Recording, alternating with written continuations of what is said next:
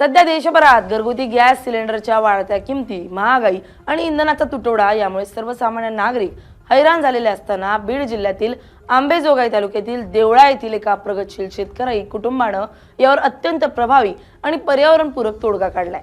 येथील देवरवाडे कुटुंबानं 6 वर्षांपूर्वी राष्ट्रीय बायोगॅस खत व्यवस्थापन योजनेच्या माध्यमातून आपल्या शेतात बायोगॅस प्रकल्प उभारून परिसरात एक नवा आदर्श निर्माण केलाय। पंतप्रधान नरेंद्र मोदी यांच्या इंधन बचत, काटकसर आणि स्वावलंबनाच्या आवाहनाला प्रतिसाद देत या कुटुंबानं सुरू केलेला हा प्रयोग आज परिसरातील इतर शेतकऱ्यांसाठीही प्रेरणादायक ठरत आहे। देवरवाडे कुटुंबाकडे 30 एकर जमीन आहे, 5 ते 6 जनावर आहेत। ओट्यातील शेणाचा योग्य वापर करण्यासाठी त्यांनी 6 वर्षांपूर्वी आंबेजोगाई पंचायत समितीच्या कृषी विभागाशी संपर्क साधलाय। या प्रकल्पासाठी एकूण 72,000 रुपये खर्च आलाय, ज्यामध्ये राष्ट्रीय बायोगॅस खत व्यवस्थापन योजनेतून 25,000 रुपयांचं शासकीय अनुदान मिळाले। या बायोगॅसमुळे कुटुंबाची घरगुती गॅसची गरज पूर्ण होत असून सिलेंडरवरील अवलंबित्व पूर्णपणे संपलंय। यामुळे या कुटुंबाची वर्षाला सुमारे 15,000 रुपयांची थेट आर्थिक बचत होते।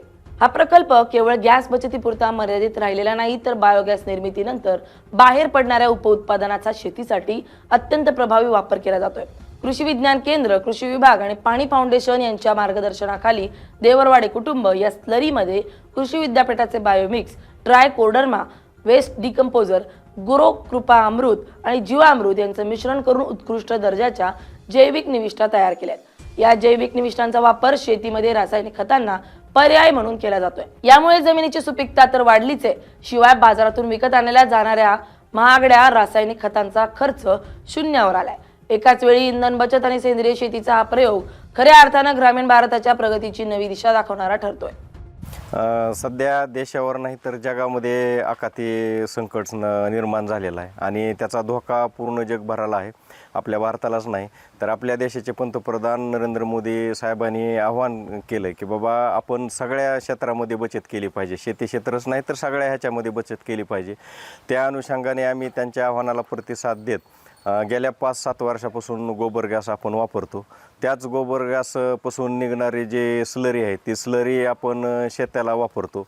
ह्या गोबर गॅसचा फायदा असा आहे की ही पंचायत समितीच्या राष्ट्रीय बायोगॅस खत व्यवस्थापन योजनेमधून हा बायोगॅस घेतलेला आहे आणि ह्या बायोगॅसला 8 घनमीटरचा आहे। नवीन टेक्नॉलॉजीचा हा बायोगॅस आहे।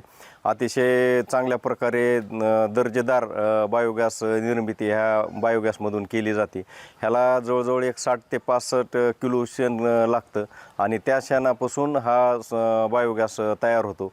जवळजवळ हा 28 किलोचा तयार होणारा बायोगॅसचा हा प्रकल्प आहे। तर आपल्या म्हणजे महिन्याला 2 टाक्या जवळजवळ ह्या बायोगॅसमुळे वाचल्या जातात आणि ह्याचा कुठल्याही प्रकारचा धोका नाही।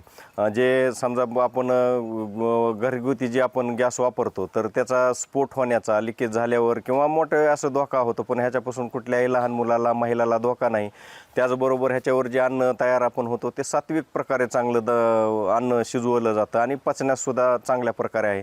किंवा ह्याच्यापासून निघणारा जे घातक त्या गोबर गॅसचा जे गॅस आहे ते घातक नाही।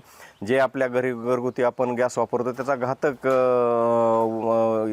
ही वायू तयार होतो, पण ह्याचा कुठल्याही प्रकारचा घातक वायू हा तयार होत नाही। असे अनेक फायदे ह्या गोबर गॅसचे आहेत। त्याचप्रमाणे ह्याच्यावर मोठ्या प्रमाणे 1.5 ते 2 सिलेंडरची महिन्याला बचत होती। आपल्याकडे 5-7 जनावर आहेत, आपल्या पूर्ण शेतीला ह्या गोबर गॅसपासून निघालेल्या स्लरीचा आपण खत वापरतो। त्याच्याबरोबर आपल्या जी काही जैविक निविष्ठा आपल्या शेतावर आहेत, ट्रायकोडर्मा असेल, जीवामृत असेल, दसपर्ण्यार वेस्ट डिकम्पोजर असेल किंवा विद्यापीठाचं बायोमिक्स असेल, तर ह्या जैविक निविष्ठा रायझोबियम, PSB ह्या सगळ्याचा वापर आपण त्या भट्टी लावून ह्या स्लरीचा वापर करतो आणि चांगल्या प्रकारे या जमिनीला ते देतो। त्याच्यावरच आपला खताचा सुद्धा खर्च कमी झालेला आहे।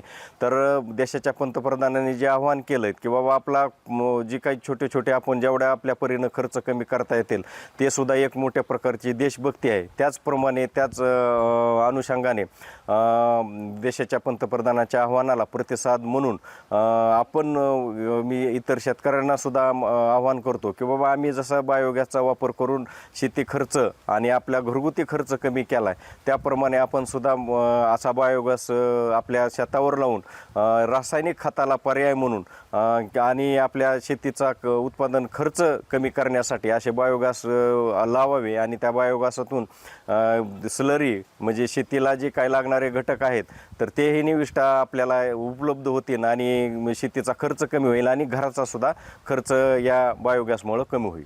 2018 ते 19 पासून आजतागायत 65 पेक्षा अधिक शेतकऱ्यांना योजनेचा लाभ दिल्याची माहिती अंबेजोगाई पंचायत समितीचे कृषी अधिकारी प्रवीण मोरे यांनी दिली आहे. पंचायत समिती अंबेजोगाई राष्ट्रीय बायोगॅस व खते व्यवस्थापन कार्यक्रम 2018-19 पासून आजपर्यंत आपण 70 ते 80 लाभधारकांना बायोगॅस संयंत्र बसून चालू केले आहे. ते आज तागत फायदा घेत आहेत.